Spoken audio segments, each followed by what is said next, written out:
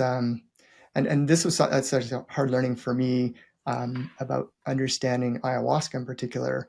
The idea of, the hippie culture of the 1960s, pink elephants and fluffy bunnies, is not where ayahuasca comes from. It's, a long history of use in what is known as occult sorcery, black magic, dark magic, and ayahuasca in its traditional contexts throughout the Amazon can be seen as a force for both good and for harm.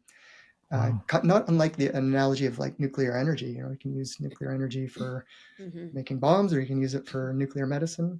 Mm. So there's a sense, again, in the indigenous traditions, that this is really powerful stuff, and it's not, necessarily light. It can be dark, and so there's a lot of, I think, caution and understanding that people need to be applying to their pursuits in this area, in terms of recognizing that we're just sort of trying to learn.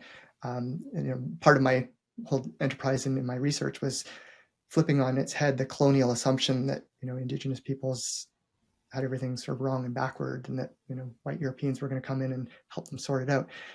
I thought perhaps we need to flip that on its head and respect that indigenous peoples had things sorted out, and we should be learning from them.